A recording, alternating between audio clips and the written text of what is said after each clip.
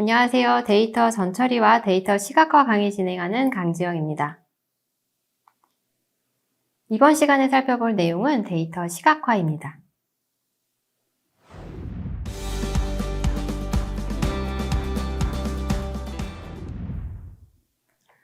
먼저 데이터 시각화 왜 해야 되는지 필요성에 대해서 말씀드릴게요.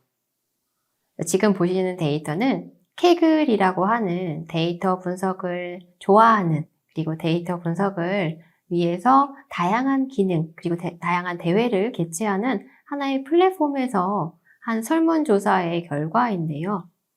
케글 사용자가 어떠한 유형을 가지고 있는지, 즉 어떤 성별이 있는지, 그리고 어떤 국가에서 많이 케글을 사용하는지 등을 분석한 데이터입니다. 자, 여러분들은 이 데이터를 보고 어떤 국가에서 그리고 어떤 성별을 가진 사람들이 데이터 분석을 많이 하는지 찾으실 수 있으시겠어요? 자, 우리가 원본 데이터를 가지고 이러한 내용을 찾아내는 것은 어렵습니다. 하지만 이렇게 데이터 시각화의 도움을 받으면 쉽게 찾을 수가 있죠. 먼저 첫 번째로 보시는 이 그래프는요, 앞에서 살펴봤던 그 표의 내용을 age라고 하는 컬럼에 대해서 시각화한 사례입니다. 보시면 아시겠지만 여기 대부분 20대의 연령층이 케글을 굉장히 많이 사용하는 것을 확인할 수가 있어요. 자, 이번에는 성별에 대한 파이 차트와 그리고 국가에 대한 막대 그래프입니다. 압도적으로 80%에 해당하는 사람들이 남성인 것을 확인할 수가 있고요. 국가의 경우에는 인도에서 굉장히 이 케글을 많이 사용하고 있구나 라는 것을 확인할 수 있습니다. 학력 수준을 보면요. 학사나 석사 출신이 굉장히 이 케글 데이터를 많이 사용하고 있구나 라는 것을 알 수 있어요. 자, 그러면 이제 여러분 다시 이 질문에 대해서 대답하실 수 있으신가요? 어떤 연령대가 데이터 분석을 많이 하죠? 성별은요? 국가는요? 학위는요? 자, 여러분 제가 굳이 설명드리지 않아도 이 데이터 시각화의 필요성 다 느끼셨을 겁니다. 그림은 1000마디 말의 가치가 있다라고 합니다. 우리 사람은요, 굉장히 복잡한 그런 데이터 원본을 이해하는 능력보다 어떤 시각화되어 있는 그런 결과물을 굉장히 빠르게 습득하고 기억하는 데 좋은 능력을 가지고 있다라고 해요. 자, 과거에는 데이터 시각화를 어떻게 했는지 사례를 보고 한번 살펴보도록 할게요. 먼저 소개해드릴 사례는 나이팅게일의 사망 원인 도표입니다.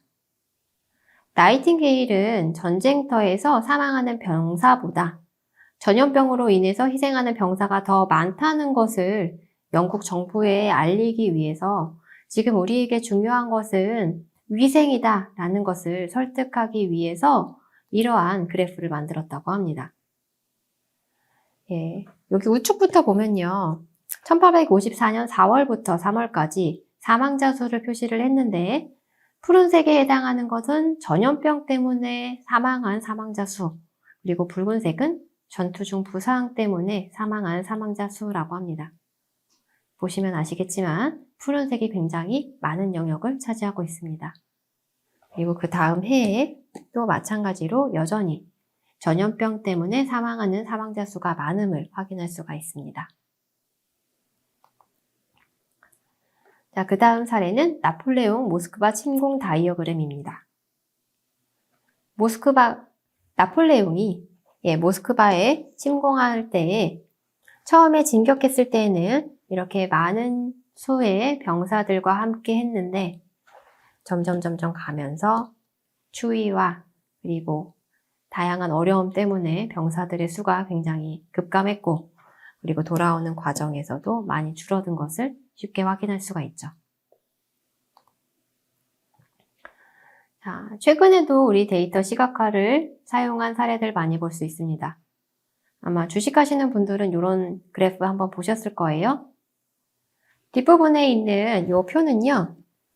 각각의 주가에 대한 그 데이터를 이제 표로 나타낸 사례이고요. 이 내용을 이제 앞으로 옮긴 게 그 주가 데이터에 대한 시각화 사례가 되겠습니다.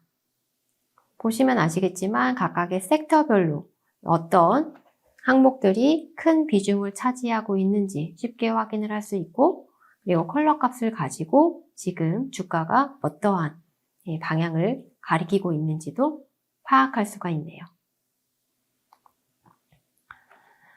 이 데이터 시각화라고 하는 것은요, 굉장히 많은 양의 정보를 한눈에 이해할 수 있도록 도와주는 그런 활동입니다. 즉, 그래프를 그리는 거예요. 데이터 시각화를 하게 되면요, 우리가 많은 양의 자료를 쉽게 이해할 수가 있어요. 시간도 절약할 수 있고요. 그리고 빠르게 상황을 판단할 수도 있습니다. 단순히 습득하는 데만 도움을 주는 게 아니라 기억하는 데에도 도움을 줘요.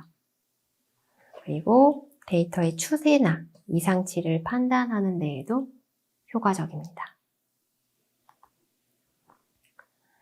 데이터 시각화의 목적을 다시 한번 정리를 해보면요. 데이터 시각화는 대량의 정보를 빠르게 탐색하는 데 도움을 준다. 그런 효과가 있고요.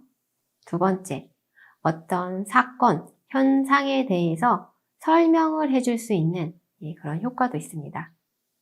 이러한 탐색과 설명이라고 하는 두 가지 목적 때문에 우리가 데이터 시각화를 많이 사용하고 그리고 중요하게 여겨야 합니다.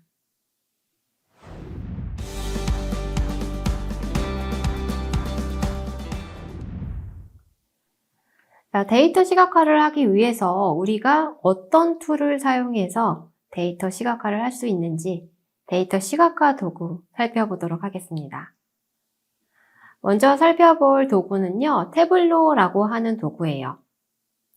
이 태블로는요, UI 기반으로 우리가 차트를 그릴 수 있기 때문에 지금 보시는 것처럼 드래그 앤 드롭만으로도 내가 원하는 요소들을, 컬럼들을 끌어다가 설정을 해놓으면 원하는 형태로 차트가 빠르게 그려져요. 그래서 어떤 프로그래밍 능력이 없어도 누구나 손쉽게 차트를 그릴 수 있는 툴입니다. 두 번째 소개해드릴 시각화 도구는요, 디스리다.js예요. 여기 이제 확장자를 보시면 아시겠지만 자바스크립트 기반의 시각화 도구입니다. 자바스크립트라고 하는 것은 동적으로 변화하는 효과를 줄 수가 있죠. 그렇기 때문에 우리가 동적으로 실시간으로 변화하는 데이터에 대해서 확인할 수가 있고, 마우스를 커서를 갖다 대면 지금 이 현재의 이 차트의 값이 어떠한 값을 나타내는지 그런 값들도 확인을 할 수가 있습니다.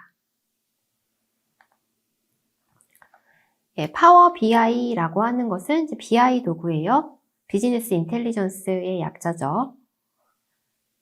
우리가 비즈니스를 영위해 나가면서 데이터는 굉장히 이제 중요한 역할을 하는데, 데이터 인사이트를 얻을 수 있는 도구 중에 하나가 이 파워 BI고요.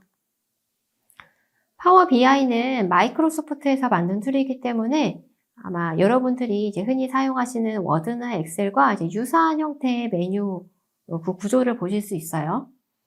그리고 마찬가지로 UI를 통해서 내가 원하는 기능들을 선택을 해서 데이터를 끌어다가 이렇게 막대 그래프도 그리고 파이 차트도 그리고 할 수 있기 때문에 손쉽게 사용할 수가 있습니다.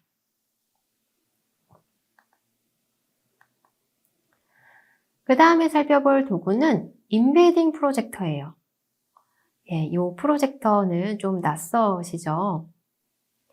우리가 텍스트 데이터를 분석을 할 때 그 텍스트 데이터를 그대로 사용하는 것이 아니라 인베딩이라고 하는 과정을 거쳐서 벡터 형태로 표현을 한 다음에 데이터를 분석을 하는데요. 그 인베딩 결과를 쉽게 확인할 수 있도록 시각화한 도구입니다. 지금 보시면 데이터라고 하는 단어를 검색했는데 그 데이터와 연관성이 높은 그런 데이터들, 메타데이터, 데이터베이스라고 하는 단어들이 검색이 됐고요. 그 단어들이 지금 내가 검색한 이 데이터와 어떠한 관련성을 가지는지 유사도를 기반으로 시각화를 해주는 도구입니다. 이번에 소개해드릴 그 시각화 도구는 프로그래밍 언어를 사용을 해서 그래프를 그릴 수 있는 시각화 도구예요. 자, 먼저 R이라고 하는 것은 우리 데이터 분석할 때 많이 사용하는 랭귀지죠. 이 R에 ggplot이라고 하는 패키지를 사용을 하면 우리가 다양한 형태의 그래프를 그릴 수가 있습니다. 파이썬도 데이터 분석할 때 많이 사용을 하죠. 파이썬에서도 굉장히 강력한 시각화 패키지들을 제공을 해주고 있는데요. 매플랄립, 시본과 같은 패키지는요, 정적인 형태의 플랫을 그리는데 굉장히 효과적이고요. 폴리움 플랫리라고 하는 패키지를 사용하시면 동적으로 인터랙티브하게 움직이는 그래프를 그리실 수 있습니다. 특히 이 폴리움이라고 하는 패키지는요, 지도 데이터를 그릴 수가 있어요. 그래서 우리가 분석하는 데이터에 위도와 경도의 데이터가 들어있다면 이 폴리움을 사용을 해서 지도 위에 어떤 데이터를 시각화할 수도 있습니다. 그 다음 QGIS라고 하는 프로그램이에요. 이 QGIS는 지리 정보를 시각화해주는 도구입니다. 그래서 지도 위에 이런 형태로 컬러 값을 입혀서 해당 지역의 지금 값이 어떠한 값이 얼마만큼 분포를 나타내고 있는지 쉽게 시각화할 수 있는 도구입니다. 그 다음 소개해드릴 도구는 구글 데이터 스튜디오예요. 구글은 이제 단순히 이런 시각화 도구만 제공해주는 것이 아니라 구글 클라우드 상에서 굉장히 대량의 데이터를 올려두고 그 데이터를 그대로 끌어다가 우리가 시각화할 수 있는 이런 도구를 제공해주고 있어요. 그래서 구글의 클라우드 저장소와 더불어서 구글 마케팅 플랫폼 그리고 구글 어널리틱스와 연동을 해서 사용할 수 있는 장점이 있습니다. 그 다음 소개할 그 시각화 도구는 엑셀이에요. 이미 많이 사용하셨죠? 차트에다가 데이터를 담아두고 거기에 있는 값들을 선택해서 다양한 형태의 그래프를 그릴 수가 있습니다. 그리고 엑셀에도 사실 그런 그래프의 효과를 조절할 수 있는 옵션들을 많이 제공해주고 있기 때문에 다양하게 동일한 차트에 대해서도 다양한 효과를 적용할 수 있어요. 그 다음은 이제 오픈 히트맵. 이거는 이제 지도 위에다가 시각화를 하는 기능이고요. 지금까지 이제 다양한 시각화 도구에 대해서 설명을 드렸는데요. 보시면 아시겠지만 각각의 시각화 도구에 따라서 똑같은 막대 그래프라고 하더라도 표현하는 방법이 달랐어요. 그리고 똑같은 지도 그래프라고 하더라도 보여지는 룩앤필이 좀 달랐죠. 즉, 이 시각화 도구에 따라서 우리가 표현할 수 있는 방법이 굉장히 달라지기 때문에 내가 원하는 효과를 어떤 툴이 잘 표현해 줄 수 있는지 살펴보시고 시각화 도구를 선택하시면 되겠습니다.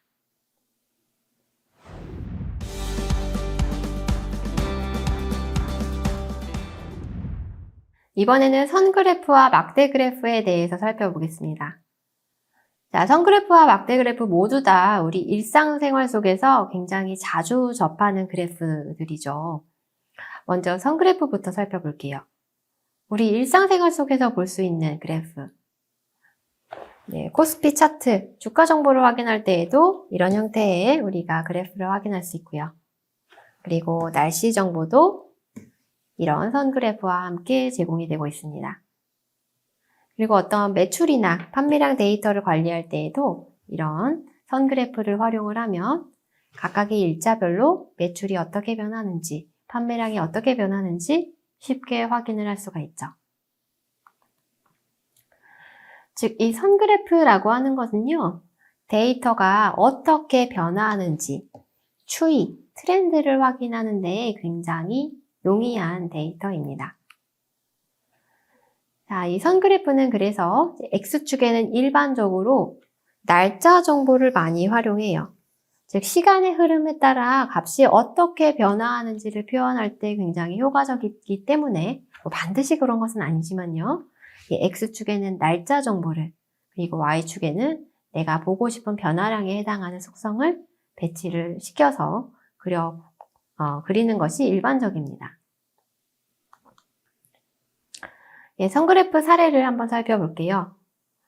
지금 보시는 이 선그래프는요, 일자별 음원 스트리밍 수입니다. 예, 각각의 날짜에 따라서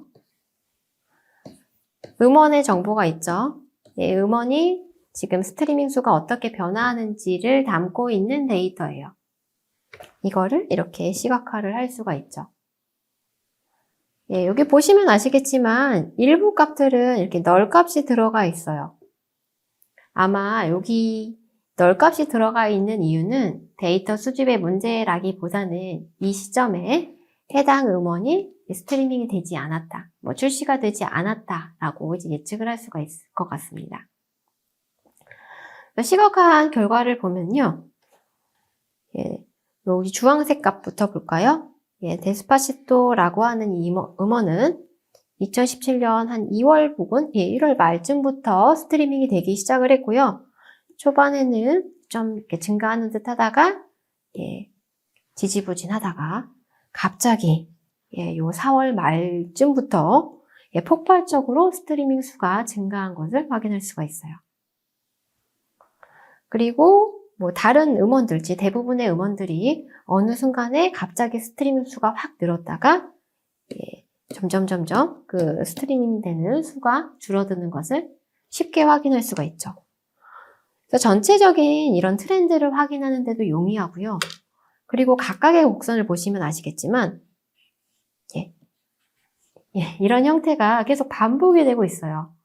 그러니까 뭔가 주기를 가지고 이게 월 단위일 수도 있고 주 단위일 수도 있는데 계속해서 반복이 되는 속성이 있다. 이런 것들을 일반적으로 우리가 시즈널리티, 계절성이라고 이야기를 하는데요.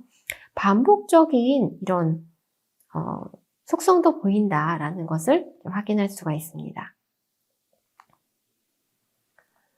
그리고 단순히 선만 그리는 것이 아니라 우리가 이런 마커 그리고 색상의 변화를 통해서 데이터를 이해하는 데에도 도움을 줄 수가 있어요.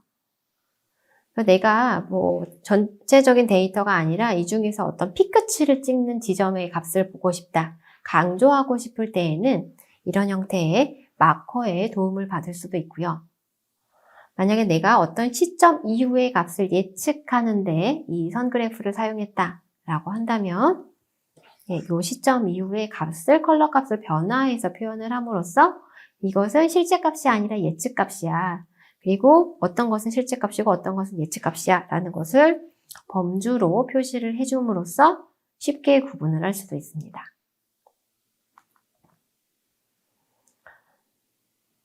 그리고 지금 보시는 이 선 그래프는요, 선만 있는 게 아니라 이렇게 영역이 나타나 있어요. 그러니까 면으로 표시되고 있어요. 이렇게 면으로 표시되는 선 그래프는요, 한 시점에 하나의 값이 존재하는 게 아니라 여러 값이 존재할 경우에는 이렇게 면 형태로 표현이 될 수도 있습니다. 자, 지금 보시는 것은 연도별 탑승객 수를 시각화한 그래프인데요. 연도, 월, 그리고 패신저라고 하는 값이 있어요. 즉, 1949년이라고 하는 값에, 이 지점에 하나의 값이 존재하는 게 아니라 여러 개의 값이 존재하겠죠. 1월부터 12월까지. 즉, 하나의 점으로 표시할 수 있는 게 아니라 구간으로 표시가 되기 때문에 이렇게 면의 형태로 표시가 되는 겁니다. 그리고 앞에서 봤던 이 데이터에 대해서 선 그래프를 사용을 했는데 다른 형태로 표시할 수도 있어요. 그래서 내가 똑같은 데이터, 그리고 똑같은 시각화 방법을 사용한다고 하더라도 동일한 효과를 내는 게 아니라 이렇게 다양한 측면으로 분석할 수 있기 때문에 내가 어떠한 방법을 X축과 Y축 그리고 각각의 범례를 어떻게 지정하느냐에 따라서 전달할 수 있는 정보가 달라지기 때문에 이런 것들을 잘 고려하셔서 선그래프, 그래프를 선택을 하셔야 합니다. 지금 앞에서 제가 설명드렸죠. 각각의 연도에 여러 개의 월이 존재한다. 그렇기 때문에 면으로 표시된다.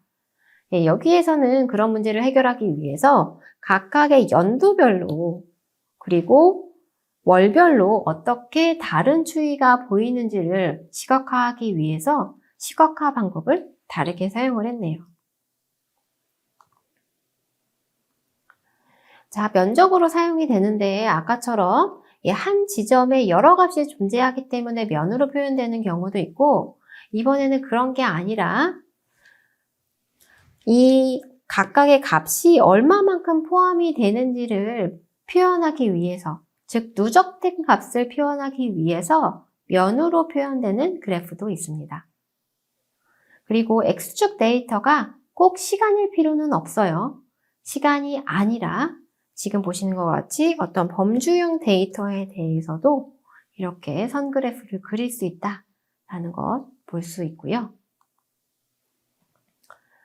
누적 연속 그래프. 이게 마찬가지로 어떠한 그 구간에 대해서 면으로 표현이 되는 게 여러 개의 값을 가져서가 아니라 지금 이 해당 시점에 가지는 값이 얼마만큼 면적을 나타내고 있어 라는 것을 표현하기 위해서 이렇게 면으로 색칠해서 표현할 수 있다라는 것도 확인하실 수 있습니다. 평행 좌표계. 이 그래프는 굉장히 이제 복잡하게 생겼죠? 이거는 뭐 이렇게 하나씩 뜯어서 보는 게 아니라 약간 멀찌감치 떨어져서 보시면 어떠한 속성들끼리 비슷한 경향성을 보이고 있구나라는 것을 한눈에 확인할 수가 있어요. 그래서 이렇게 움직이는 패턴이 하나 보이고요. 이렇게 움직이는 패턴이 보이죠. 즉 각각의 속성별로 상호 간에 어떤 상관관계를 가지는지 어떤 패턴을 보이는지 쉽게 확인을 할 수 있는 그런 선그래프가 바로 평행좌표계라고 하는 플롯입니다. 이 평행좌표계는 여러 축을 평행으로 배치를 해서 만드는 것이고요. 언제 사용을 하느냐? 데이터 분석 초기 단계에서 내가 분석해야 할 속성들이 너무 많은데 이 중에서 어떠한 속성들끼리 상관관계를 가지는지 비슷한 패턴을 보이는지 확인하고자 할 때 그때 유용하게 사용할 수가 있습니다. 지금 보시는 이 플롯은 포인트 플롯이라고 하는 플롯이고요. 선으로 나타나기는 하지만 앞에서 봤던 선그래프와는 조금 다릅니다. 그래서 이 속성에 대해서 각각의 분포를 확인할 수 있는 플롯이고요. 앞에서 하나의 속성에 대해서, 하나의 지점에 대해서 여러 개의 값이 존재하는 경우 면으로 표현될 수 있다라고 말씀을 드렸는데 여기서는 면으로 나타나지 않고 이것을 이렇게 구간 정보로 나타내고 있어요. 그래서 하나의 지점에 대해서 평균값, 중간값이 이렇게 나타나고 있고 이 각각의 값의 분포, 미니멈 값과 맥시멈 값이 어떻게 분포가 되는지를 확인할 수가 있습니다. 이번에 설명드릴 그래프는 막대 그래프예요. 막대 그래프도 우리가 일상생활에서 많이 볼 수 있죠. 지금 보시는 이 데이터는 공공데이터 포털에서 제공을 해주는 코로나19로 인한 감정 변화에 대한 시각화 결과입니다. 여기 파란색이 증가를 나타내는데요. 어떤 감정이 가장 증가를 했는지 보니까 걱정 또는 스트레스가 가장 많이 증가한 감정으로 확인을 할 수가 있네요. 이 막대 그래프도요, 앞에서 살펴봤던 선 그래프와 마찬가지로 시간 순서에 대한 정보를 시각화하는데 굉장히 좋은 방법 중에 하나입니다. 지금 이 보시는 그래프는요, 우측에 있는 이 월별 NK라고 하는 그 항공사에 대한 지금 딜레이 정보에 대해서 표시하고 있는 그 데이터를 시각화한 결과입니다. 1월부터 12월까지 이 항공사가 얼마만큼 딜레이를 일으켰는지 시각화를 했는데요.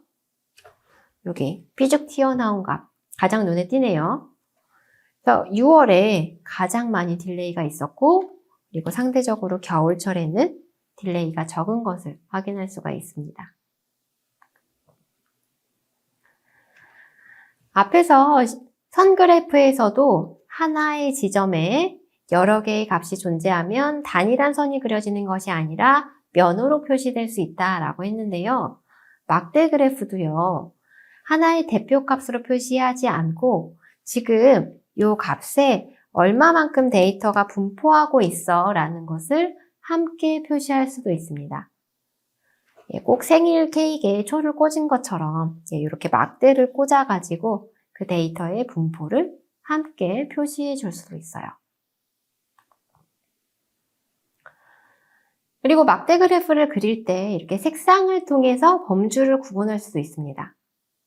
즉 여기 지금 목요일, 금요일, 토요일, 일요일에 대해서 얼마만큼 매출이 발생을 했는지 시각화를 했는데 단순히 전체 합계를 시각화한 것이 아니라 범주를 구분해서 흡연 여부에 따라서 흡연자가 파란색, 비흡연자를 주황색으로 표시를 해서 얼마만큼 금액을 납부했는지를 표시를 했네요. 즉 우리가 범주를 구분할 수 있는 효과를 또 추가적으로 줄 수가 있고요. 막대 그래프가 우리가 일상생활에서 가장 흔하게 접할 수 있는 플랫이기도 하지만 또 잘 그리기는 어려운 플랫이기도 해요. 그래서 배드 사례 몇 가지를 가지고 왔습니다. 자, 먼저 첫 번째. 막대 값들의 차이가 미미한 경우 이 각각의 범주가 비슷한 경향성을 보여요 라는 것을 의도적으로 보여주려면 이 그래프 나쁘진 않습니다. 하지만 우리가 막대 그래프를 그리는 이유는 어떤 범주에서 특이값이 나타나요. 여기에서 값이 갑자기 확 튀네요. 아니면 여기서 갑자기 값이 낮아지네요. 라는 것을 보여줄 때 사용을 하는데요. 이렇게 값의 차이가 미미한 경우에는 막대 그래프를 그리는 것보다 다른 그래프를 그리시는 게 더 좋을 수도 있습니다. 혹은 이렇게 차이가 많이 나는 경우 데이터가 꼭 그래프가 잘못 그려진 것만 같죠. 그래서 이렇게 막대 값들의 차이가 미미한 경우나 너무 차이가 심한 경우에는 막대 그래프를 사용하기보다는 다른 차트를 선택하시는 것이 더 좋겠습니다. 그리고 표시할 막대의 수가 너무 많은 경우 여기 지금 글자 X축이 다 겹쳐서 잘 보여지지도 않고 있어요. 지금 X축에 우리가 배치한 값이 토탈 비일이라고 하는 실수값입니다. 토탈 비일은요, 금액을 나타내요. 지금 여기 이 데이터는 레스토랑에서 측정한 데이터인데 각각의 사용자가 지불한 금액을 의미해요. 얼마나 다양한 지불 금액이 있겠습니까? 그것을 X축에 표시를 하려고 하니까 다양한 사례들이 나오고 표시할 막대수가 굉장히 많아졌어요. 이런 경우라면요, 막대 그래프를 사용하시기보다는 우측에 있는 것과 같은 스캐터 플롯을 사용하시는 게 훨씬 더 데이터를 이해하는 데 효과적입니다. 자, 좋은 막대 그래프의 사례. 이 막대 그래프를 사용할 때 시각적 차이를 강조해서 지금 여기를 주목해서 보세요 라고 컬러 값을 다르게 표시를 하거나 패턴을 통해서 강조를 한다면 좋은 막대 그래프의 사례다 라고 확인할 수가 있겠습니다. 막대 그래프와 비슷하게 생겼지만 실제로 막대 그래프가 아닌 그래프들 몇 가지 소개해 드릴게요. 먼저 카운트 플롯. 먼저 막대 그래프는요, X축과 Y축 모두 다 내가 어떤 값을 표시해라 라고 지정을 해주어야 하는데요. 카운트 플롯은 하나의 범주에 대해서만 표시를 해주면 됩니다. 왜냐하면 Y축은 항상 카운트 값을 나타내 주기 때문이에요. 그래서 막대 그래프는 가로축에 어떤 시간, 뭐 범주에 대해서 설정을 해주고, 세로축은 어떤 값, y라고 하는 값에 대한 크기나 범위를 설정을 해주는데, 요 count 플롯은 요 범위를 설정할 수가 없습니다. 누적 막대 그래프는 요 막대를 이렇게 누적해서 표현할 수 있다라는 거고요. 히스토그램, 막대처럼 생겼지만 실질적으로 이 히스토그램은 구간에 대한 정보를 표시를 하고 해당 구간의 값이 얼마만큼 분포해 있는지 요 밀도를, 데이터의 분포를 확인하는 데 사용하는 플롯입니다. 그리고 데이터의 분포를 확인할 때 각각의 범주에 따라서 이렇게 막대 그래프의 검정색 바를 추가적으로 설정을 해서 확인하는 방법도 있지만 이것보다 아래에 보시는 것 같은 박스 플롯이나 바이올린 플롯을 사용을 하시면 이 각각의 범주에 따른 데이터의 분포를 확인하시는데 훨씬 더 용이하게 사용하실 수 있어요. 자, 이번 시간에는 데이터 시각화가 왜 필요한지, 그리고 데이터 시각화 할 수 있는 다양한 도구들, 그리고 대표적인 데이터 시각화 방법인 선 그래프와 막대 그래프에 대해서 살펴보았습니다.